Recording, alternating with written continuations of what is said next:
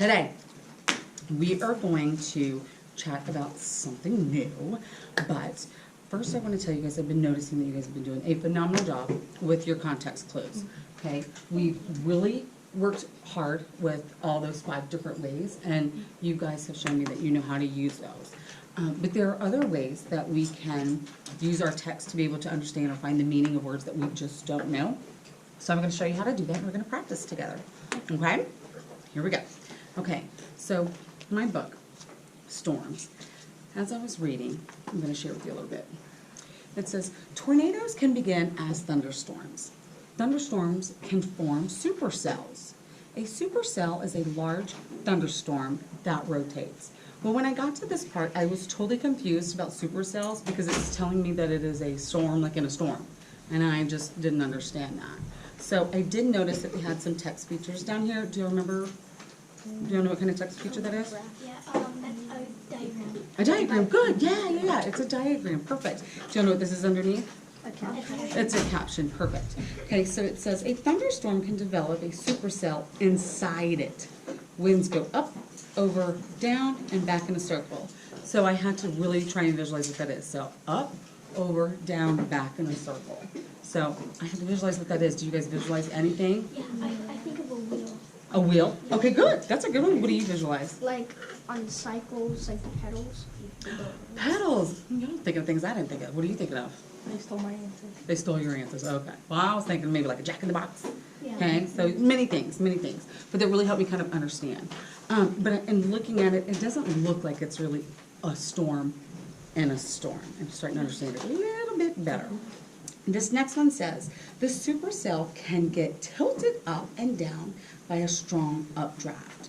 Well, the first thing I thought of was Neptune. I don't know why. Okay, it's kind of tilted on its side, and I can see it's got like a slight tilt there, but without these diagrams and the arrows pointing the directions in which they're talking about in the pictures, I would not have understood what's going on. The words, the context clues, they were defining maybe what the word is, but it wasn't explaining. I would not have been able to go explain it to someone else, what that really was. And this last one says, if the vertical supercell keeps going, it starts sucking wind and everything else up in the cell. A tornado is born. Well, I think I could have guessed that. The second it said sucking up, I would have guessed that it was a tornado. And I kind of knew that when I started reading. However, I really get to visualize because I understand now using these text features. So I really want you guys to practice this. And I know that you've been reading your book. You started this morning. You may not be too far, and that's fine. But I'm going to let you guys show me how you can use text features to help you understand the meaning of words, okay? Before we start, I want you just to remind me a little bit, what are some text features? Subtitles. Subtitles. Glossary. Diagrams. Glossary. Captions. Titles. Captions. Glossary. Glossary. Okay, good. So what I'm going to let you guys do is just kind of get started, and I'm going to go to each one and kind of see where you are, and you guys are going to tell me what you're doing. Okay? All right, go ahead.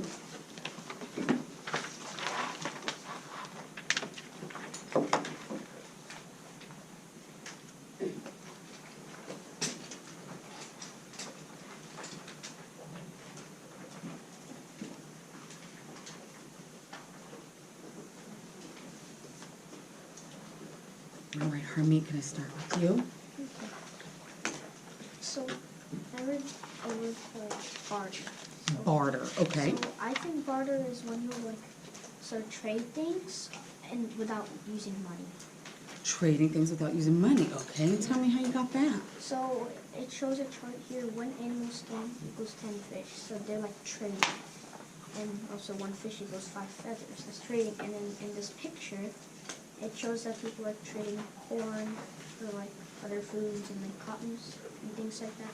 And then in here there's a caption that says family groups eventually began trading goods with other Asian people. Often the trading involved food. Okay, perfect. So I love right now. What are the 3 text features that you use to help you better understand? Charts, caption, and image. And an image. Awesome. Okay, tell me a little bit more from using those and what you've read. Is this something, barter, you do now? No, it was used in the ancient time. In the ancient times. Okay, and how do you know? What? Because it says here in the heading that how did trade develop in ancient times? It says ancient times, and also in this picture it shows like people dressed up as like in the ancient times. Okay, perfect, perfect. Okay, I'm going to ask you a question, so think for just a minute. If you did not have these text features, but you did have those context clues, which you did use, which I think is amazing, can you tell me how it may affect you as the reader, being able to understand what that word barter means? It would have been really hard for me to understand. Yeah. Without any pictures or anything, it was really hard. Okay. Okay, good. I'm going to let you keep on doing that. You did a phenomenal job. Thank you so much. Thank you so much. All right, Koa, you got something for me? Yeah, so earlier in the book, when I was reading, I came to the word detect, and like these sensory pits and like what they detect. And I realized that like what the sensory pits are is because I have little dots near the snout and mouth. Ooh, what is that? What's that a picture of? Like what animal? I think a crocodile or Oh, maybe crocodile. alligators. A crocodile or an alligator. Okay. And what are those black things again? Sensory pits Ew, and what do those sensory pits do? detect vibrations in the water. They detect vibrations in the water. Okay, so the word detect is the one that we're really trying to figure out what that means. So what does detect mean? And when they detect vibrations in the water. Okay, that's awesome. That's awesome. So we're trying to figure out the meaning of the word detect. And you said, well, they detect the vibrations in the water.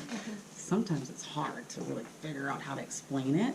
So if we're going to try and figure out the meaning of the word detect, we're going to try not to use that word in us trying to define its meaning. So look right here. What is this word right here? Sensory. Sensory, okay. So can you read just that sentence for me? The top of the crocodile skin is dotted with sensory pits. Okay, does that word help you at all maybe figure out what detects means? What? They can sense something. They can sense something. Yes. That's perfect. That's absolutely perfect. So here, it is actually within that text, it's context clues, but then connect this now to what you know from this text feature. Sense like vibrations in the water. That's awesome. And so they're using what, tell me again, what were these little things? Sensory pits. Sensory pits. That's awesome. This is really good. What does that say right there? The skin around an alligator's mouth is dotted with sensory pits on the top. Webbed sensors in the bottom like a crocodile and skin. Okay. What is this text feature called? A image. Okay. Picture. An image, a picture, an illustration. Perfect. And this little purple box down there. Caption. And caption, perfect. I'm going to ask you, what would you have pictured in your mind if you did not have this picture? I know we're talking about little black dots around its mouth. What would you have visualized? I don't know what I would visualize either. Like, I really have no idea. Just, I don't know if I would pick 3 big black dots or I don't know, but there's a ton of them here. So I actually feel like I understand so much more. Tell me what you think it means that it has that many. There's so many as compared Probably to. they could know like a lot of other vibrations. Like one can detect one, one can detect the other. Okay, I love that. I think the same thing. The more that you have, I would think the more, since it says sensitive, it is, and it can detect vibrations. Okay, you did awesome. You did really, really well. Very good. Keep doing it, and I'm gonna come back to you in a minute. That's really good. All right, Sweet Cheeks, what you got? Okay, so I found permafrost. Permafrost. Tell me about permafrost. Well, I didn't really know what it meant.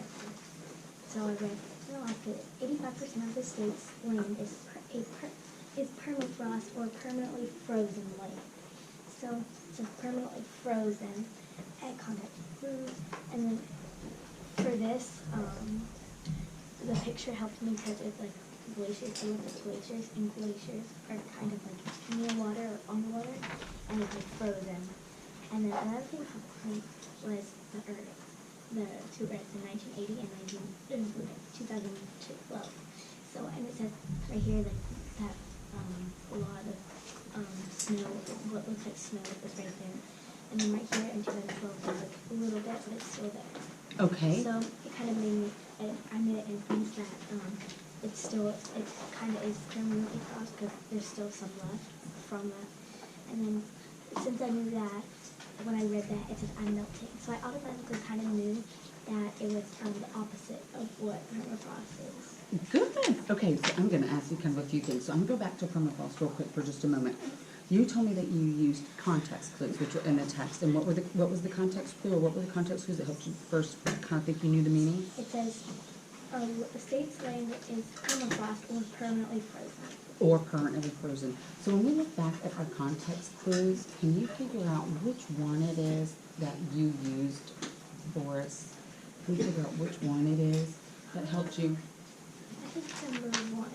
Okay, good. Number 1. And number 1 says definition. Yes, so that flat out gave us a good definition. Very good. Okay, so, and you did great. So in looking at this, you said it looks like a glacier, and you know a glacier is? Yeah, like just flat frozen. Flat out frozen, permanently frozen. That's awesome. Okay, so let's get to this melting part that you told me about. All this ice on top, melting a little bit. It still took like maybe like 20 years. It took like 20 years. Yeah. Why do you think this picture is here? I'm a little confused. We're talking about everything's frozen, and this they're telling us how it's not as frozen as it used to Probably be. because like how it progressed, like during the years, like how it shows the difference right here, like maybe it snowed a lot in 1980, and then right now it's like or 2012 is kind of like not really that much. What's the title of your book? It's called Global Warming. Okay, so if it's called global warming, can you connect global warming to maybe these two pictures? Maybe since it's like warming up over the years, so that's probably why this is like kind of melting. Good job. That's perfect. Perfection. Okay, good. Okay, so that's coming back to me in just a second. So, as readers, we have so many tools in our toolbox. We do lots and lots of strategies. So I want us to be able just to use this as another one that we're going to use each day. I'm going to ask you guys to go read again on your own for a little bit. And I just kind of want to check in with you in a few minutes. But would you use this little sheet here? When you find one of those words like you did today, write your word.